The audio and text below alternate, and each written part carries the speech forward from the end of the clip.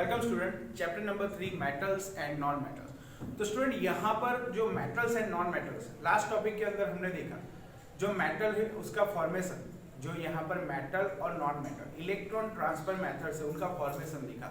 MgCl2 के बारे में पढ़ा, देन NaCl के बारे में भी हमने पढ़ा। नाउ अकरेंस ऑफ मेटल्स, तो मेटल्स कहाँ से ऑब्टेन होता है? तो मेटल जो होता है वो अर्थ क्रस्ट में से फॉर्म होता है। तो यहाँ पर मिनरल्स, जो मिनरल्स होते हैं वो कहाँ से ऑब्टेन होते हैं? तो मिनरल्स का जो डेफिनेशन है यहाँ पर, उसे द एलिमेंट्स और compounds which occur naturally in the earth crust are known as minerals. तो यहाँ पर एलिमेंट के फॉर्म में भी हो सकते हैं, कंपाउंड के फॉर्म में भी हो सकते हैं, उसे ही हम मिनरल्स बोलते हैं। वो नेचुरली ऑब्टेन होते हैं अर्थ क्रस्ट के अंदर से, उसे ही हम यहाँ पर मिनरल बोलते हैं। तो जो मिनरल्स होते हैं वो अर्थ क्रस्ट के अंदर से कंपाउंड फॉर्म में होते हैं या एलिमेंट के फॉर्म में होते हैं। तो यहाँ पर जो हमें बाय नेचर यानी कि नेचुरली जो हमें ऑब्टेन होते हैं, यानी कि वो कंपाउंड के फॉर्म में होते हैं या यहाँ पर एलिमेंट्स के फॉर्म में होते हैं, उसे ही हम बोलते हैं मिनरल्स। और जो मिनरल्स होते हैं वो यहाँ पर कंपाउंड फॉर्म में यानी कि एक दूसरे के साथ कंबाइन भी हो सकते हैं और एलिमेंट के फॉर्म में भी हमें यहाँ पर मिल सकते हैं। तो स्टूडेंट यहाँ पर आप देख सकते हो कि द एलिमेंट्स और compounds which occur naturally in the earth crust are known as minerals. तो मिनरल्स जो होते हैं वो बाय नेचर ऑब्टेन होते हैं और नेचर के अंदर वो कंपाउंड के फॉर्म में या एलिमेंट के फॉर्म में हमें बाय नेचुरली ऑब्टेन होते हैं, उसे ही हम बोलते हैं मिनरल्स। तो स्टूडेंट मिनरल्स आपको याद रखना है, उसका डेफिनेशन आपको याद रखना है। देन यहाँ पर ores, the minerals which contain a very high percentage of a particular metal and it can be extracted by profitably from them are called ores। तो यहाँ पर ores किसे बोलते हैं? तो ores जो होती है उसके अंदर हाई परसेंटेज ऑफ मेटल रहती है और मेटल को हम एक्सट्रैक्ट करके यहाँ पर हमें प्योर करके यहाँ हमें उसको यहाँ पर प्योर करके यहाँ पर हम मेटल ऑब्टेन करते हैं। ओर्स का मतलब होता है जिस यहाँ पर जो होती है मेटल, वो मेटल का परसेंटेज उसके अंदर ज्यादा होता है। तो स्टूडेंट फिर से यहाँ पर एक बार, द मिनरल्स, जो मिनरल्स होती है यानी कि कंपाउंड फॉर्म में रहेगी या एलिमेंट के फॉर्म में रहेगी, the minerals which contain a very high percentage, उसके अंदर मेटल का प्रोपोर्शंस यानी उसका परसेंटेज ज्यादा रहता है और उसे हम एक्सट्रैक्ट बाय यहाँ पर हम उसे एक्सट्रैक्शन करके यहाँ पर हम प्योर मेटल ऑब्टेन करते हैं, उसे ही हम बोलते हैं ओर्स। तो यहाँ पर हम मेटल को यहाँ पर ऑब्टेन करने के लिए जो यूज करते हैं उसे हम बोलते हैं ओर्स। अर्थ क्रस्ट में हमें मेटल मिनरल्स मिलते हैं और मिनरल्स के अंदर हाई परसेंटेज ऑफ मेटल्स रहती है। तो ज्यादातर हाई परसेंटेज ऑफ मेटल को हम एक्सट्रैक्शन करके यहाँ पर प्योर मेटल ऑब्टेन करते हैं, उसे ही हम बोलते हैं ओर्स। तो स्टूडेंट ओर्स का जो डेफिनेशन है उसके अंदर फिर से एक बार, तो मिनरल्स यानी कि जो एलिमेंट और कंपाउंड के फॉर्म में बाय नेचुरली हमें ऑब्टेन होते हैं, उसके अंदर यहाँ पर जिस मेटल का यहाँ पर परसेंटेज हाई रहता है और उस मेटल को हम प्यूरिफाई करके एक्सट्रैक्ट करके उसमें से प्योर मेटल ऑब्टेन करते हैं, उसे ही हम बोलते हैं ओर्स। तो ओर्स के अंदर से हम प्योर मेटल ऑब्टेन करते हैं और उस जो मेथड हम जो यूज करते हैं उसी को हम बोलते हैं एक्सट्रैक्शन। तो एक्सट्रैक्शन यहाँ पर मेथड से हम प्योर मेटल उसमें से ऑब्टेन करते हैं, तो उसे ही हम बोलते हैं ओर्स। तो स्टूडेंट फिर से एक बार यहाँ पर, the minerals which contain a very high percentage of a particular metal, यानी कि अगर कॉपर है तो ओर्स के अंदर कॉपर का परसेंटेज ज्यादा रहेगा, particular metal and it can be extracted bye, यहाँ पर एक्सट्रैक्शन करने के बाद यहाँ पर हमें मेटल ऑब्टेन होता है, उसको ही हम बोलते हैं ओर्स। तो जो मिनरल्स होती है वो मिनरल्स अर्थ क्रस्ट के अंदर बाय नेचर हम मेटल और कंपाउंड के फॉर्म में मिलती है, उसी मिनरल्स के अंदर मेटल का परसेंटेज हाई रहता है और मेटल का परसेंटेज जो हाई रहता है उसमें से हम एक्सट्रैक्शन करके यहाँ पर प्योर मेटल ऑब्टेन करते हैं, एक्सट्रैक्शन करके यहाँ पर हम प्योर मेटल ऑब्टेन करते हैं और प्योर मेटल जिसमें से ऑब्टेन करते हैं उसे हम बोलते हैं ओर्स। तो ओर्स का डेफिनेशन आपने देखा। नाउ गैंग, गैंग किसे बोलते हैं? Ores obtain from the earth crust does not contain ores of element only, but ores are usually contaminated with the large amount of impurities। यानी जो ओर्स होती है उसके अंदर परसेंटेज होता है, मेटल का परसेंटेज तो ज्यादा रहेगा ही, लेकिन उसके अंदर इम्प्यूरिटीज भी होती है। Impurities like soil, other compounds भी उसके अंदर हो सकते हैं, सैंड हो सकती है। तो ये जो सारी इम्प्यूरिटीज है उसे हम बोलते हैं गैंग। यानी कि मेटल के अंदर यानी कि ओर्स के अंदर जो ज्यादातर इम्प्यूरिटीज रहती है उसे ही हम बोलते हैं गैंग। तो स्टूडेंट यहाँ पर हमने 3 डेफिनेशन देखी। फर्स्ट डेफिनेशन के अंदर हमने मिनरल्स के बारे में देखा जो अर्थ क्रस्ट में हमें बाय नेचुरली ऑब्टेन होता है, एलिमेंट के फॉर्म में या कंपाउंड के फॉर्म में by earth crust, that is called minerals. और जो मिनरल्स होती है उसके अंदर हाई परसेंटेज ऑफ मेटल रहती है, और मेटल को हम यहाँ पर एक्सट्रैक्शन करके हम प्योर बनाते हैं, प्योर ऑब्टेन करते हैं, उसे ही हम बोलते हैं ओर्स।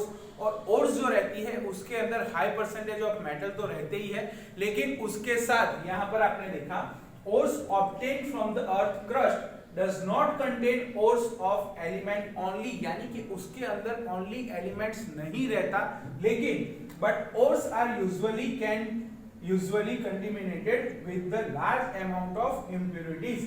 impurities का मतलब होता है यहाँ पर sand, clay, अदर कंपाउंड्स भी उसके साथ कंबाइन होते हैं। तो large amount of impurities such as soil, sand, compounds of other metal, यानी कि जो इम्प्यूरिटीज होती है उसे ही हम बोलते हैं गैंग। और गैंग के अंदर ज्यादातर सैंड, क्ले, यहाँ पर आप देख सकते हो soil, compounds of other metals के कंपाउंड भी उसके साथ कंबाइन रहते हैं, उसे हम बोलते हैं गैंग। तो स्टूडेंट ये तीनों डेफिनेशन जो है आपको बहुत अच्छी तरह से पढ़ना है, अच्छी तरह से याद भी रखना है। याद रखने के लिए सबसे पहले मिनरल्स हमें अर्थ क्रस्ट में से पाया जाता है, वो नेचुरली होता है, वो कंपाउंड फॉर्म में या एलिमेंट फॉर्म में होता है। यहाँ पर जो डेफिनेशन है एक दूसरे पर रिलेटेड है। आप देख सकते हो जो मिनरल्स होते हैं, मिनरल्स के अंदर हाई परसेंटेज ऑफ मेटल रहता है, और हाई परसेंटेज जो मेटल रहता है उसको हम एक्सट्रैक्ट करके या उनके अंदर से प्योर मेटल को ऑब्टेन करते हैं, उसे हम बोलते हैं ओर्स। देन उसके बाद हमने देखा गैंग किसे बोलते हैं, तो जो हमारे पास जो अर्थ क्रस्ट में से जो ओर ऑब्टेन होता है उसके अंदर ओनली एलिमेंट नहीं होता, हाई परसेंटेज होता है लेकिन ओनली एलिमेंट नहीं होता, उसके साथ बाकी इंप्यूरिटीज भी जुड़ जाती है like sand, clay, other metals के कंपाउंड भी उसके साथ जुड़ जाते हैं, उसे ही हम बोलते हैं गैंग। तो स्टूडेंट ये तीनों डेफिनेशन एक दूसरे को रिलेटेड है, आपको अच्छी तरह से याद रखना है। मिनरल्स, देन हमने देखा ओर्स, एंड देन लास्ट में हमने देखा गैंग। तो ओर्स जो रहता है वो उसके अंदर मेटल का परसेंटेज हाई रहता है, लेकिन उसके अंदर इंप्यूरिटीज भी रहती है। इंप्यूरिटीज के अंदर आपने देखा सैंड भी हो सकता है, compounds of other metal, soil, तो जो ये सारी इंप्यूरिटीज होती है उसी को ही हम बोलते हैं गैंग। तो ओर्स के अंदर ओनली मेटल नहीं होती, उसके अंदर इंप्यूरिटीज भी रहती है, और जो इंप्यूरिटीज रहती है उसे हम बोलते हैं यहाँ पर गैंग। स्टूडेंट गैंग वर्ड आपको यूज रखना है। तो यहाँ पर हमने देखा मिनरल्स के बारे में पढ़ा, ओर्स के बारे में पढ़ा, देन हमने देखा कि यहाँ पर गैंग। तो मिनरल्स जो होती है वो अर्थ क्रस्ट में से ऑब्टेन होता है। अर्थ क्रस्ट यानी बाय नेचुरली जो कंपाउंड फॉर्म में या मेटल फॉर्म में हमें ऑब्टेन होता है उसी को ही हम बोलते हैं यहाँ पर मिनरल्स। और मिनरल्स के अंदर हाई परसेंटेज ऑफ मेटल रहता है, और मेटल को हम यहाँ पर प्रॉफिटली करने के लिए यहाँ पर हम उसको एक्सट्रैक्ट करके यानी उनका एक्सट्रैक्शन करके यहाँ पर प्योर मेटल ऑब्टेन करते हैं, और प्योर मेटल ऑब्टेन जिसमें से करते हैं उसे ही हम बोलते हैं ओर्स। लेकिन यहाँ पर आपने देखा जो ओर्स होती है उसके अंदर ओनली मेटल नहीं रहती, उसके साथ इंप्यूरिटीज भी रहती है, और जो इंप्यूरिटीज रहती है उसी को ही हम बोलते हैं गैंग। तो स्टूडेंट तीनों डेफिनेशन को आपको अच्छी तरह से पढ़ना है। फिर से एक बार, द एलिमेंट्स और compound which occur naturally in the earth crust are known as minerals. और जो मिनरल्स रहती है, the minerals which contain a very high percentage of particular metal can be extracted by profitably from them और them are called ores. जो हम यहाँ पर जो हमें हाई परसेंटेज ऑफ मेटल रहती है उसको यहाँ पर हम क्या करते हैं, एक्सट्रैक्शन करने के बाद उसमें से प्योर मेटल ऑब्टेन करते हैं, उसी को ही हम बोलते हैं ओर्स।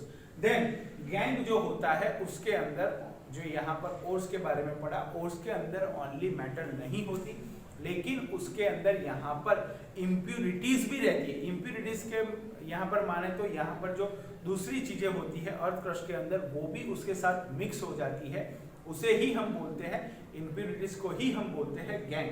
तो इम्प्यूरिटीज लाइक यहाँ पर soil, sand, compounds of other metals. तो ये तीनों डेफिनेशन एक दूसरे से रिलेटेड है, अच्छी तरह से पढ़ लो। अच्छी तरह से पढ़ने के बाद उसे प्रिपेयर कर लो, क्योंकि आगे के जितने भी टॉपिक आएंगे ये आपको काम लगेगा। ओर्स किसे बोलते हैं, occurrence of metal, occurrence of metals का यहाँ पर एक अलग से टॉपिक है। आप 11th-12th में जाओगे इस पर एक पूरा चैप्टर आता है मेटालॉजी का। तो मेटालॉजी जो है वो हम प्योर मेटल किस तरह से ऑब्टेन करते हैं, मेटल अर्थ क्रस्ट में किस तरह से कार्बोनेट ओर्स होती है, सल्फाइड ओर्स किस तरह से फॉर्म होती है। तो ये सारी बातें जानने के लिए आपको ये 10th के अंदर जो ये अकरेंस ऑफ मेटल्स है, मेटल को किस तरह से, हमने रिएक्टिविटी सीरीज पढ़ा था स्टूडेंट, आपको पता है कि रिएक्टिविटी सीरीज के अंदर टॉप के अंदर थे जो टॉप रिएक्टिव थे, मिडल रिएक्टिव थे और लीस्ट रिएक्टिव थे। जो मोस्ट रिएक्टिव मेटल जो अर्थ क्रस्ट में से पाई जाती है वो कंबाइंड फॉर्म में होती है, यानी कि वो कंपाउंड फॉर्म में से हमें ऑब्टेन होती है। उसे यहाँ पर उसको हम मिनरल्स बोलते हैं, और मिनरल्स को यहाँ पर हम जिसमें से मेटल ऑब्टेन करते हैं उसे हम बोलते हैं ओर्स। और ओर्स जो होती है उसके अंदर ओनली मेटल नहीं होती, उसके अंदर इम्प्यूरिटीज भी होती है, और जो इम्प्यूरिटीज रहती है उस इम्प्यूरिटीज को हम बोलते हैं gang.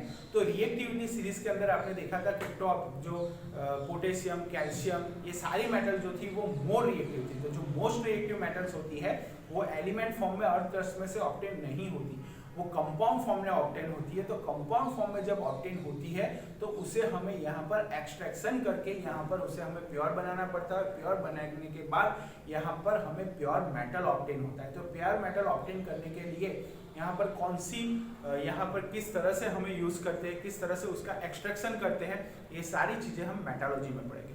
Okay student, goodbye, good luck.